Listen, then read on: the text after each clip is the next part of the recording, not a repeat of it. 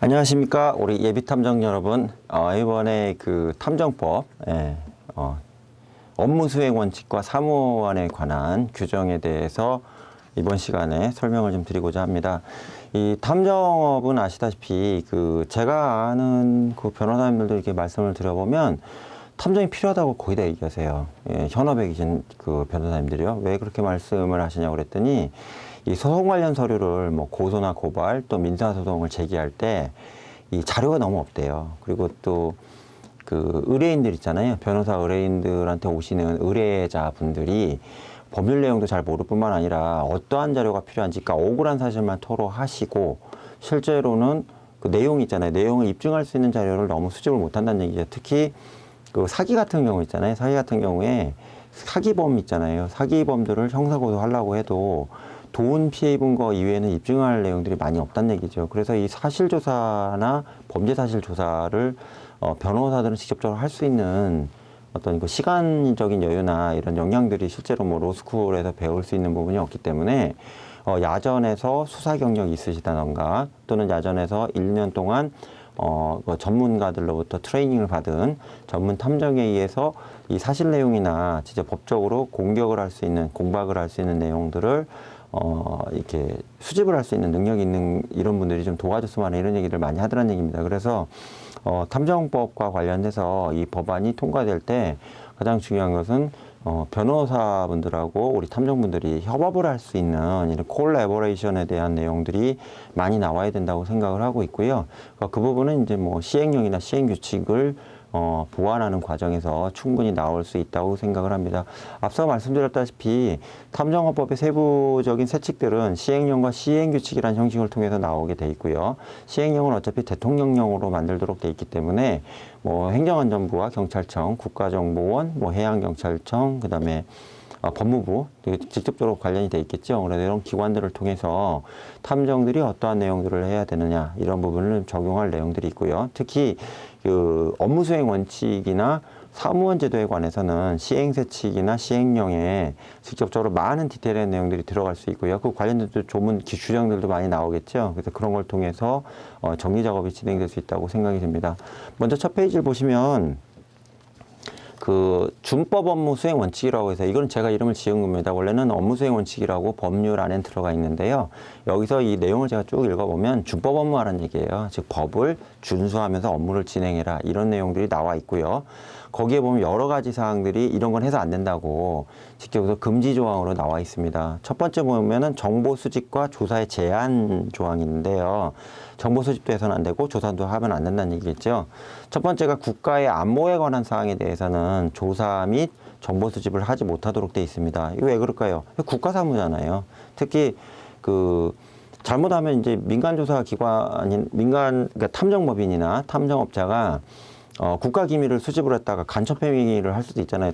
뭐 우리랑 적성국이나 우리랑 안보적으로 대치가 돼 있는 국가를 대상으로 해서 뭐 이런 군사 기밀이나 이런 거 팔아버리면 큰일 나기 때문에 탐정들의 조사업과 관련된 실무업과 관련된 내용에 대해서 제한을 법적으로 걸어놓고 있다는 얘기입니다. 첫 번째 보시면 나와 있죠. 간첩행위. 절대하면 안 되죠. 그죠? 탐정이 간첩하면 어떻게 하겠어요?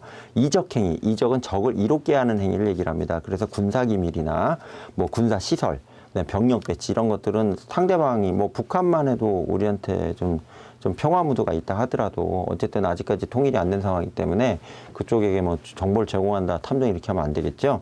그 다음에 안보에 관련한 정보의 판매나 제공.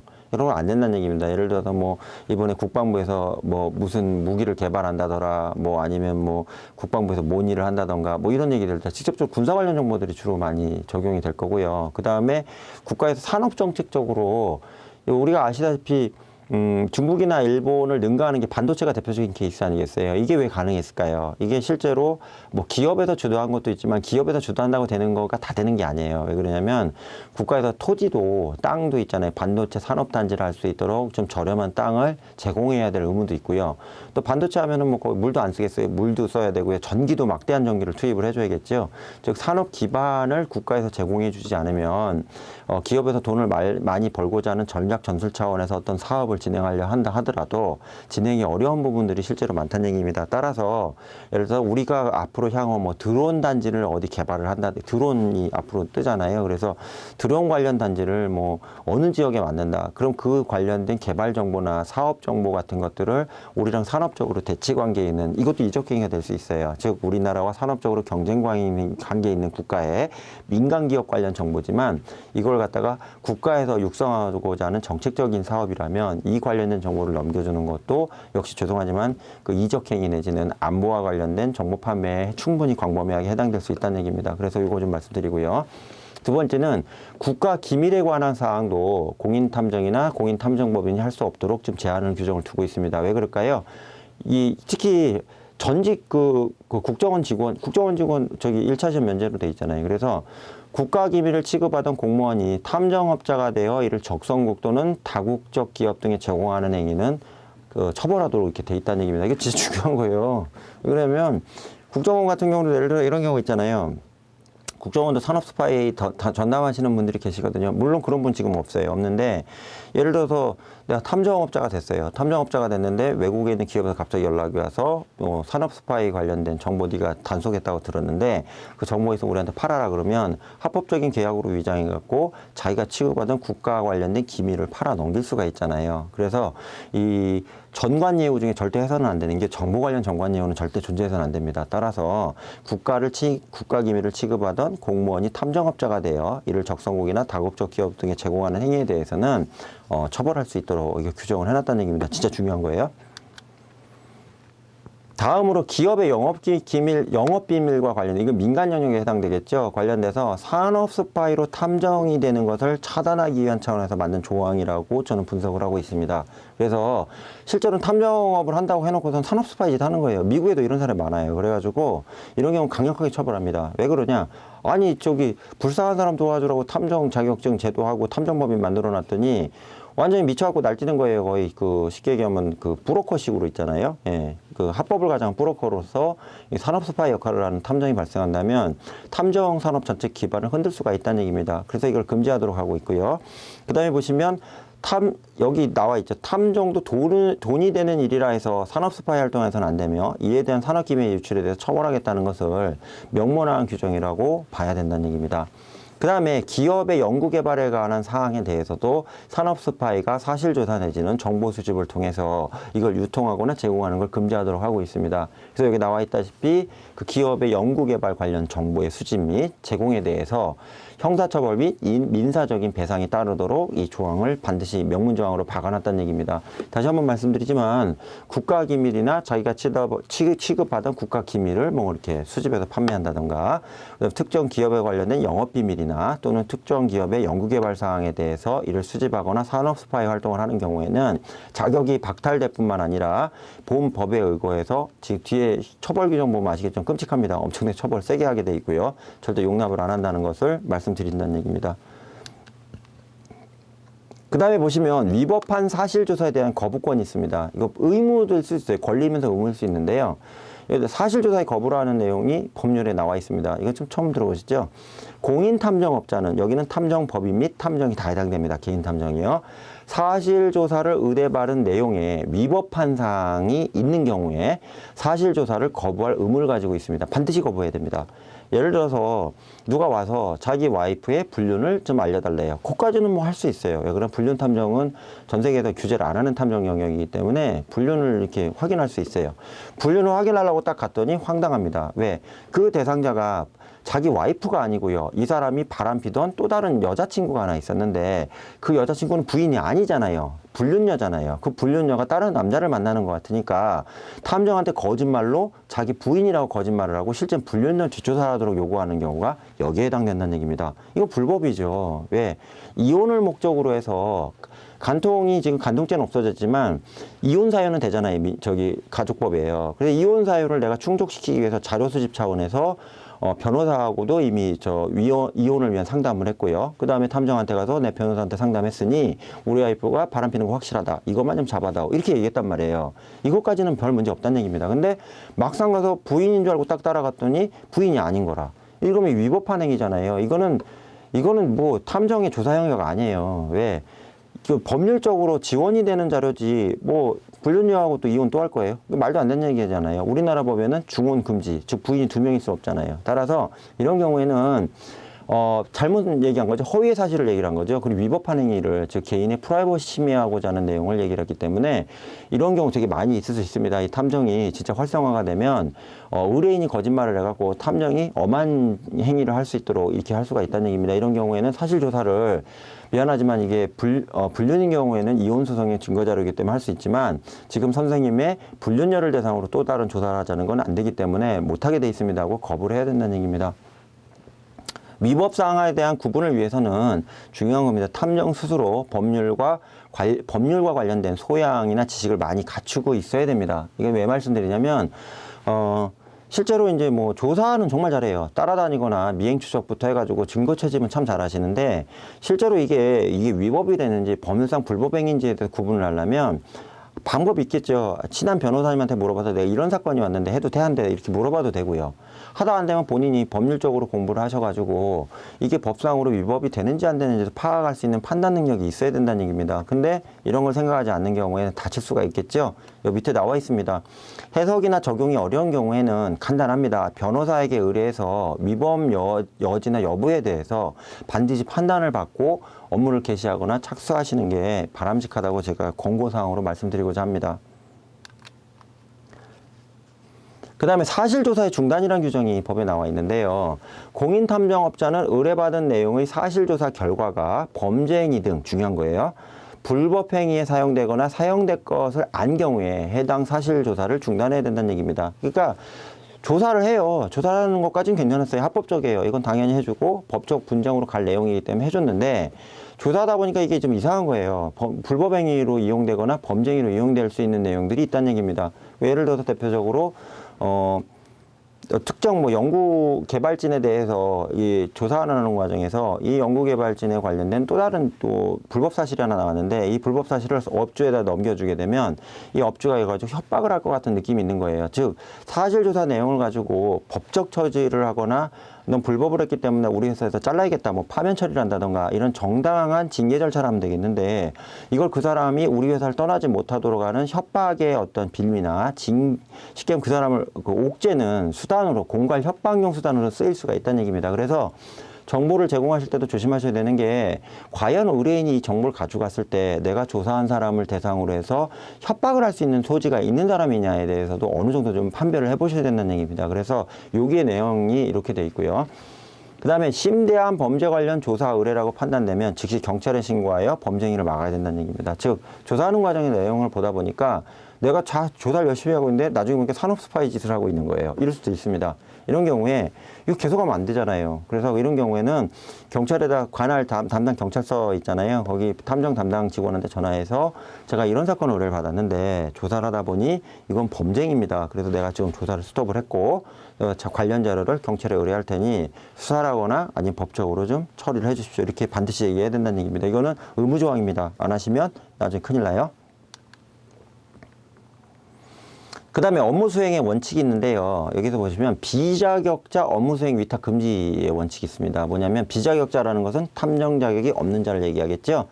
공인탐정업자는 공인탐정이 아닌 사람에게 탐정의 업무를 수행하기 위해서는 절대 안 됩니다. 즉 정식적으로 등록된 그 사무원이 있어요. 사무원이나 또는 자기 탐정법인에 소속된 탐정 또는 개인 탐정업자가 월급을 주는 탐정도 있을 수 있죠. 그러니까 탐정업자는 개인 사업자인데 개인 사업자에다가 직원으로 등록되어 있는 탐정도 있을 수 있잖아요. 그러니까 이들에게만 업무를 시켜야 되는데 그렇지 않고 어디 양아치나 옛날 흥신소 했던 사람 불러다가 형이 이것 좀 시킬 테니까 형 대신해라. 이게 만약에 적발이 되면 지금 말씀드린 비자격자에 대한 업무 수탁으로 업무 수행 위탁으로 본다는 얘기입니다.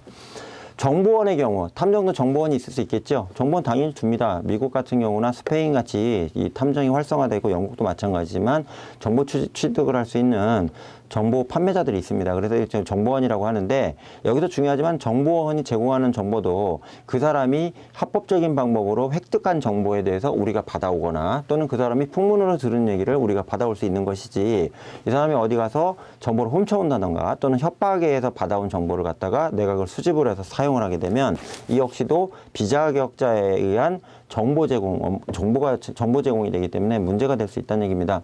그 다음에 중요한 거, 정보원은 정보에 대해서만 가져와야 되고요. 그 이상은 하면 안 되는데, 정보원에게 탐정 업무를 대행, 위임, 대리하도록 하는 것은 불법으로 정리를 해놨다는 얘기입니다. 이거 왜 그럴까요? 구분이 애매하다고 하는데 애매하지 않습니다. 왜? 정보원은 정보만 좀 제공하는 거지, 가서 그 사람 미행하거나 추적하거나 아니면 탐문하는 것까지는 하면 안 된다는 얘기죠. 탐문은 탐정이 직접 해야 됩니다. 따라서 조사 업무 관련된 것들을 정보원한테 네가 내가 돈 줄 테니까 대신 가서 조사해라, 이거 자체가 불법행위라는 얘기입니다. 따라서 이건 변호사법하고 똑같은 거 아니에요. 예를 들어 변호사가 자기 밑에 있는 어떤 아는 정보원한테, 변호사도 정보원이 있을 수 있겠죠. 그 정보원한테 갑자기 가서 네가 저기 법정에 가서 내 대신 변호해라, 이거랑 뭐 별반 차이가 없잖아요. 그러니까 이거 변호사하고 우리가 똑같다고 보셔야 됩니다. 탐정은 조사하는 게 주업이기 때문에 조사 현장에 나가는 것을 정보원을 대신 보낸다, 이건 절대로 해서는 안 된다는 얘기입니다. 그래서 요거 조심하셨으면 좋겠어요. 의뢰인의 신뢰준수 원칙이 있는데요. 공인탐정업자는 당사자의 한쪽의 의뢰를 받아 사실조사 한 건에 대해서 상대방을 위해 사실조사하지 못한다. 이게 쌍방조사 금지 원칙이라고도 얘기해요. 무슨 얘기냐? A라는 사람한테 나 사건을 맡겨서 B라는 사람을 조사를 해요. 근데 조사하는 과정 B랑 또 얘기를 해요. 제가 저기 A라는 사람 약점을 아는데 A가 당신 조사하라고 그랬거든. 그러니까 B 당신 나한테 돈 줘봐. 그럼 A 조사해줄게. 그래갖고 양쪽에서 돈을 받아갖고 양쪽에 정보를 중간에 왔다 갔다 하는 거예요. 아주 나쁜 사람이죠. 이거는 의뢰인 신뢰준수 원칙을 위반이기 때문에 이거에 대해서 처벌된다는 얘기입니다. 그래서 나와 있죠. 의뢰인과 조사 대상자 사이에서 저울질을 하면서 비용을 많이 주는 쪽으로 정보를 제공하는 행위에 대해서 이걸 불법이라고 하는 거고요. 나중에 이제 과목이 또 신설되겠지만 탐정 윤리에도 위반되는 내용입니다. 따라서 다시 한번 말씀드리지만 한 번 의뢰인은 영원한 의뢰인이다. 이걸 정확하게 알아야 되고요. 단 A라는 의뢰인을 통해서 조사해서 끝났어요. 자료 줬는데 어느 날 갑자기 B라는 의뢰인이 와서 A라는 사람 조사를 해달래요. 이런 경우 있을 수 있겠죠. 이거에 대해서는 현재 제한 규정은 없고요. 다만 동시에 A라는 의뢰인하고 조사 대상자인 B라는 사람 중간에 껴서 양쪽에서 장난질을 치는 것은 법상으로 하지 못하도록 금지가 되어 있다는 얘기입니다. 세 번째, 쌍방조사 가능 예외 조항이 있는데요. 아까 둘이 안 된다고 했잖아요. 이런 경우도 좀 황당한 게 이것도 있을 수 있나 봐요. A라는 사람도 B 조사해달라고 그러고요. B라는 사람도 A 조사해달라고 그래요. 이런 쌍방조사가 가능한 경우가 있다는 얘기입니다. 이게 대표적인 게 뭐가 있을까요? 남편과 부인이 서로 상대방이 바람피는 걸로 의심을 해요. 이런 경우에 부부가 같이 와가지고 뭐라 그러냐, 이전에 우리 행적을 다 깔 테니 당신이 확인 좀 해봐라. 남편이 바람을 폈는지 부인이 바람을 폈는지 확인해서 결정을 해달라, 이렇게 하는 경우도 있을 수 있잖아요. 이건 외국 사례는 이런 게 있답니다. 그래서 당사자 양쪽에 동의가 있는 경우에는 양쪽 다를 사실조사할 수 있는 경우도 있습니다. 하나 더 사례가 뭐냐면 감사 업무 같은 경우에 이게 가능합니다. 즉 직원 내부자가 외부의 하청업자하고 공모해갖고 리베이트를 받았다. 이런 경우에 사실조사 들어가는 경우 있잖아요. 감사관 역할을 대신 탐정이 할 수 있거든요. 이런 경우에는 양쪽 조사를 다 할 수가 있잖아요. 그래서 쌍방을 조사할 수 있는 예외 특례 조항도 있다는 거 아셨으면 좋겠습니다. 의뢰인에 대한 서면 제공 의무가 있는데요. 공인탐정업자는 의뢰인이 요청이 있을 경우에 수시로 또는 업무 관련 시에 사실조사에 관련된 서면 리포트 있잖아요. 보고서를 정확하게 제공을 해줘야 됩니다. 단 보안성은 유지해야겠죠. 서면 보고서를 제공하지 않는 행위에 대해서도 별도의 제재가 가능합니다. 왜? 반드시 서면 보고 의무가 있다는 얘기입니다. 이거는 명심하셔야 되는 게, 돈을 주고 의뢰했잖아요. 그럼 무슨 재료가 나왔는지, 뭐가 내용이 나왔는지 알려줘야 되는데, 사진 하나만 딸랑 갖다 주고 뭐라냐? 부인이 바람 폈어요. 아니면 얘가 산업 스파이 짓을 해서 당신 기업에 피해를 입혔습니다. 사진 한 장 가지고 가면 안 돼요. 그래서 육하 원칙에 의해서 어떻게 미행을 했고, 합법적인 범위 내에서 어떻게 추적을 했고, 합법적인 범위 내에서 어떠한 사실을 확인했고, 합법적인 범위 내에서 이걸 내가 발견했으니 당신한테 보고를 해줍니다 하고 리포터를 보고서 형식으로 정확하게 제공을 해줘야 된다는 얘기입니다. 그 다음에 성인 가출인 및 실종자와 관련된 서면 제공의 예외 조항인데, 이게 가장 중요한 겁니다. 가출인 또는 실종자가 성인이에요. 찾으러 달래요. 가족이 찾아달래요. 찾았어요. 소재에 대해서 사실조사 했어요. 근데 가출인이나 실종자가 동의가 있는 경우에만 의뢰인한테 아드님이나 따님이 어디 있네 하고 설명을 할 수 있고요. 그 다음에 그 가출인이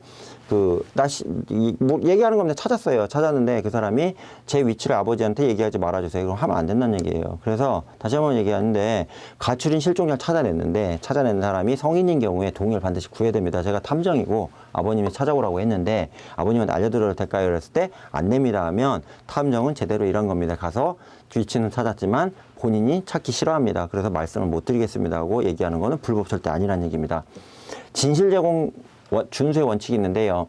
탐정업자는 의뢰인에게 거짓을 알려서 안 되는 거 당연한 거죠. 거짓된 조사 내용을 제공하는 행위에 대해서는 탐정윤리에 어긋나며 이에 대한 별도의 제재가 가해집니다. 그 다음에 위법행위 금지 원칙이 있는데요. 예를 들어 이게 있죠. 강제력을 행사하여 정보 제공을 강요하는 거, 겁을 주는 거예요. 조사 대상자의 약점을 이용해서 협박을 하는 경우, 이것도 양아치 짓이죠. 조사 대상자가 여성인 경우 이를 협박하여 성범죄를, 이거 정말 해서는 안 됩니다. 이거 큰일 납니다. 그래서 이런 경우가 일부 있었나 봐요. 그래서 이런 경우도 외국에도 이런 사례가 있었기 때문에 우리나라에서도 이 탐정법 안에 이 사항들이 들어가 있습니다. 그 다음에 위력이나 위계를 사용하고, 위력은 겁을 주는 거고요. 위계는 속임수라고 아시죠? 법률 용어로 위계는 상대방을 속이는 거예요. 속임수를 써서 의뢰인의 비용을 사치, 실제 조사 안 해놓고 돈만 먹는 경우에 얘기하는 거예요. 조사 대상자를 협박하기 위해서 납치, 감금, 폭행을 하는 경우, 이게 전부 다 위법행위로서 강력한 처벌을 받습니다. 탐정업법에서 의해서도 처벌받고요. 그 다음에 기타 민사적인 손해배상에 대한 책임도 발생할 수 있습니다. 그 다음에 이번에 마지막으로 수사기관 요원인 걸로 위장해서 조사 대상자를 체포 감금하는 경우, 이건 무조건 구속이에요. 더 큰 돈을 받기 위해 조사 내용을 다른 사람에게 판매하거나 제공하는 경우, 이거 다 위법행위죠. 법률상 위법한 행위 아니에요. 그래서 이런 것들은 절대로 안 된다는 것을 명심하셔야 됩니다. 그 다음에 이제 의뢰 범위 초과 금지와 사무원 제도가 있는데요. 의뢰 범위 초과 금지라는 건 뭐냐면, 공인 탐정업자는 의뢰인이 의뢰한 범위 있잖아요. 초과의 업무를 해서는 안 됩니다. 예를 들어서 어떤 기업을 조사해달래요. 조사하는데 우리 하청 기업인데 얘네가 쉽게 얘기하면 나쁜 부품을 자꾸 납품하는 것 같아요. 근데 나한테 피해가 오잖아요. 자꾸 불량률이 높아지니까. 그래서 그 공정과 관련해서 문제가 있는지 확인 좀 해달라고 기업 탐정한테 맡겼다는 얘기예요. 그럼 그 공정에 대해서 봐야 되는데 기업체한테 싸그리다 조사한다 그러면 범위가 넘어가잖아요. 그래서 범위가 딱 축소가 돼 있으면 그 범위 내에서만 해고요. 그 이상 되는 거는 스톱을 해버려야 된다는 얘기입니다. 그래서 이걸 뭐냐면 의뢰 범위의 초과행위 금지 조항이라고 합니다. 가장 계속 말씀드리지만 이거 탐정의 5대 원칙이 하나에 해당된다고 저는 생각이 들어서 강력하게 강조합니다.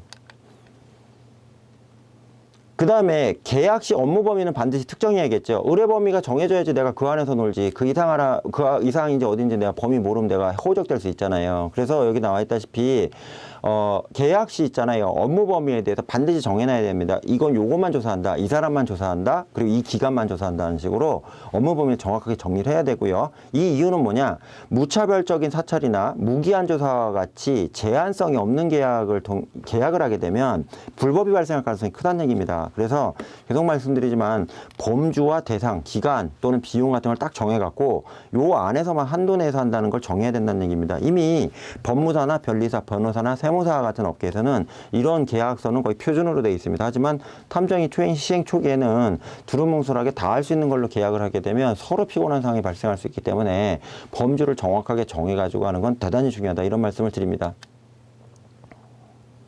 등록증 대여하면 큰일 나겠죠. 말 하나 많아져. 이건 전문 자격이기 때문에 탐정 등록증을 양도 또는 대여하는 경우에는 무조건 처벌하도록 법에 정리가 돼 있습니다. 그래서 누구든지 다른 탐정업자의 명의를 사용하여 탐정 업무를 하면 그 사람도 처벌받고, 이 명의를 자기가 알면서 빌려주거나 양도한 경우에도 역시 처벌받도록 돼 있습니다. 절대로 하면 안 되고요. 특히 탐정 자격은 그 사람한테, 염건영이면 염건영이라는 사람한테만 부여된 거기 때문에 이걸 일신 전속적 자격이라고 전문 자격으로 합니다. 따라서 이걸 양수 대여받아 사용하는 건 금지입니다. 절대 안 되겠죠. 면허 대여가 사실은 건설업계에서 일반적으로 돼 있지만 이것도 최근에 불법으로 처벌 많이 하고 있잖아요. 그래서 우리도 마찬가지로 탐정업자에 대한 면허를 빌려주거나 대여하는 건 절대로 안 됩니다.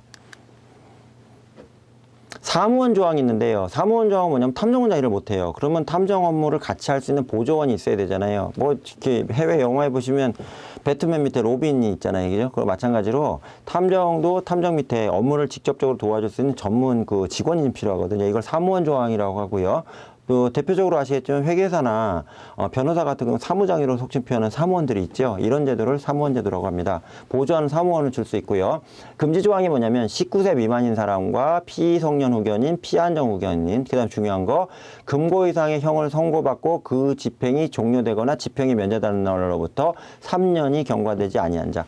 탐정은 몇 년으로 되어 있어요? 탐정은 5년으로 되어 있는 것 같은데, 그죠? 예, 그래서 제가 말씀드리지만 3년으로 제한을 해서요. 쉽게 얘기하면 실형을 살고 나온 이후에 형이 딱 종료가 된 다음에 3년 동안은 탐정의 사무원으로 들어오지 못하도록 정리가 되어 있습니다.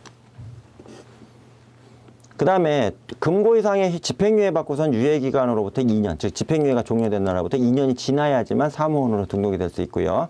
그 다음에 금고 이상의 형을 선고 유예받고 그 유예기간, 선고 유예 기간 있잖아요. 그 기간 중에 역시 있는 경우에는 보존할 수 없습니다. 그 다음에 사무원의 업무행위는 그를 고용한 탐정업자의 업무행위로 간주한다. 진짜 무서운 조항이에요. 무슨 얘기냐면 예를 들어서 사무원이 불법행위 저질렀잖아요. 그럼 탐정이 그걸 처벌받아야 돼요. 왜? 사무원의 행위는 탐정업자의 아바타로 본다. 이렇게 이해하시면 돼요. 아바타 뭔지 아시죠? 걔가 나랑 똑같은 모양새이기 때문에 사무원이 만약에 사고를 치잖아요. 그럼 내가 처벌받게 돼 있어요. 이는 사무원이 일으킨 사고에 대해서 공인탐정업자의 책임성을 강화하기 규정이라는 걸 강력하게 이야기한다는 얘기입니다. 사무원이 의도적으로 또는 고의적으로 탐정 업무로 위장하여 사고를 유발한 경우에도 이에 대해서 책임을 탐정한테 묻는다는 얘기고요. 탐정업자나 탐정법인의 입장에서 무리한 부분이 있을 수 있기 때문에 사안별로 별도의 정리가 필요하다는 것도 말씀드립니다. 이건 시행령이나 시행쇠칙 또는 사무원이 사고친 경우에 법정에서 재판을 받는 경우에 판례로서 정리가 필요하다는 걸 말씀드립니다. 그 다음에 사무원이 일으킨 사고에 대해서 여기 보시면 나와 있죠. 사무원의 모든 업무 처리에 대해 탐정업자 및 탐정법인은 철저한 관리 감독을 해야 되고요. 특히 업무 결제 과정이나 조사 업무 과정에서 통제 관리를 철저하게 해야지만 사무원이란 사고에 대해서 책임을 지지 않을 수 있습니다. 정말 조심하셔야 됩니다. 그 다음에 법적으로 아까 말했던 사무원이 잘못된 행위를 탐정행위로 간주한다고 그랬잖아요. 이건 뭐냐요? 간주한다는 것 자체가 동일 책임의 원칙으로 본다는 얘기잖아요. 간주가 뭡니까? 그렇게 한다는 걸로 본다는 개념이기 때문에 계속 말씀드리지만 사무원의 불법행위는 사무원 개인의 그 일탈행위로 보는 게 아니고요. 탐정의 일탈행위나 불법행위로 본다는 얘기입니다. 정말 조심하셔야 됩니다. 그 다음에 공인탐정업자는 법률에 의거한 사무원이 아닌 사람으로 하여금 업무를 보조하게 하는 걸 금지가 된다는 얘기입니다. 그래서 사무원만이 탐정 업무를 보조할 수 있도록 이렇게 돼 있고요. 탐정업자는 사무원이 법규에서 정하고 있는 사항을 위반하지 않도록 지도 감독할 책임을 가지고 있다는 얘기. 실제 필대에서 같이 떼니까요. 그러니까 관리 감독 잘해야 된다는 얘기죠. 그래서 고객과의 상담 업무 대행 시 문제 발생에 대해서 주의해야 할 필요 있고요. 상담도 사실은 탐정이 직접 해야 됩니다. 조사 실무 과정에서 사무원의 위법 행위에 대한 감시 및 준법 업무 수행에 대해서도 반드시 지속적으로 교육에서 강조해야 될 필요가 있고요.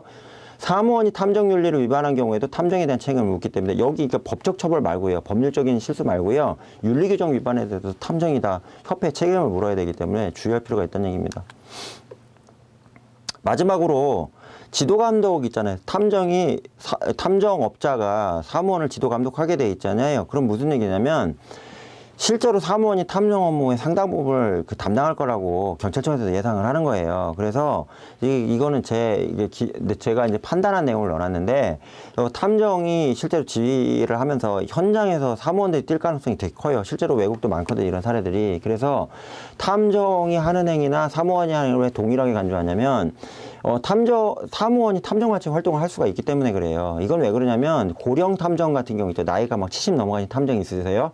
내가 사무실 운영을 해야 되는데 본인이 뭐 기동력이 떨어지면 합법적인 자격을 가진 사무원을 데려다가 같이 보조 탐정 쓸 수도 있잖아요. 그러니까 사실은 보조 탐정이라는 개념이 좀 강하기 때문에 불법행위 절대 하지 말라고 강력하게 조항을 넣어놨다고 이렇게 이해하시면 될 것 같습니다. 자, 문제 풀어보시죠. 공인탐정이 탐정 업무의 조사 업무와 관련해서 고용하여 활용할 수 있는 인력을 무엇이라고 부르냐. 이건 너무 쉬운 문제죠. 근데 또 공부하면 틀려요. 네, 사무원이라고 이야기합니다. 원래 보조탐정이라는 표현도 쓰려고 좀 해보려고 그랬는데요. 그럼 또 탐정자가 들어가니까 자격증을 받은 것 같잖아요. 그래서 사무원이라고 이렇게 그냥 일반적인 형식을 썼습니다. 자, 탐정이 업무상 해서는 안 되는 대상에 해당하지 않는 것은, 그러니까 업무상 해서는 안 되는 대상에 해당하지 않는 것은, 그러니까 말 좀 장난치는 것 같은데 잘 이해하셔야 돼요. 기업 임원의 비리, 국가의 기밀, 기업의 개발 연구 내용, 의뢰의 범위를 초과하는 업무. 뭘까요? 예, 가죠. 기업 임원의 비리에 대해서는 왜 이렇게 말씀드릴까요? 여기 나와 있죠. 기업 임원의 비리는 소속 기업의 의뢰를 받아서 탐정이 감사 업무 위탁 차원에서 충분히 가능하다. 이렇게 돼 있잖아요. 근데 나머지 국가의 기밀, 기업의 연구 개발 내용, 의뢰의 범위를 초과하는 업무는 해서는 안 되잖아요. 그죠? 그러니까 이 문제 자체가 해도 되는 것은이기 때문에 가가 해당된다는 얘기입니다. 탐정 자격의 양도 및 대여 금지는 탐정 자격이 가지고 있는 어떠한 성격에 근거한 것인가. 아까 말씀드린 한 사람의 몸에 전속된다. 그걸 뭐라고 그래요? 일신 전속적이라고 하죠. 그래서 변호사나 회계사, 변리사 자격증도 누구한테 빌려주면 큰일 나잖아요. 날아가잖아요. 그래서 말씀드렸다시피 일신 전속적 성격이 있다. 이렇게 말씀드립니다. 자, 요약 정리를 해보면 국가안보에 관한 사항, 기밀의 사항, 그 다음에 기업의 영업비밀, 기업의 연구개발에 관한 사항, 그 다음에 대통령령으로 나와 있는 사항에 대해서는 절대 조사를 제한하도록 하고 있고요. 위법사실 조사에 대해서는 거부할 수 있도록 돼 있다고 말씀드렸습니다. 그 다음에 업무 수행의 원칙은 비자격자 업무 수행 위탁금지 원칙이 있고요. 의뢰인 신뢰준수 원칙이 있고요. 쌍방조사 가능 예외 조항이 있다는 거 말씀드렸죠. 의뢰인에 대한 서면 제공 의무가 반드시 있고요. 그 다음에 성인 가출이 및 실종자에 관한 서면 제공 예외 조항이 있어요. 그러니까 쉽게 얘기하면 보고를 하는데 죄송하지만 원하지 않으니까 내가 얘기 안 할게요. 이럴 수 있다는 얘기죠. 진실 제공 준수의 원칙이 있고요. 위법행위 금지의 원칙 등이 있습니다. 의뢰 범위 초과행위 금지와 관련돼서는 의뢰 범위에서 넘어가서는 절대 해서는 안 된다고 말씀드렸잖아요. 그래서 계약할 때 이걸 정리해 놓으면 된다고 설명드렸고요. 등록증을 대여하거나 양도하는 행위에 대해서는 그냥 등록증이 날아간다고 보시면 돼요. 절대 그럼 해서는 안 되고요. 이런 경우는 일신 전속적 자격이기 때문에 변호사나 회계사와 같이 절대 해서는 안 된다. 이걸로 설명을 드립니다. 마치겠습니다. 감사합니다.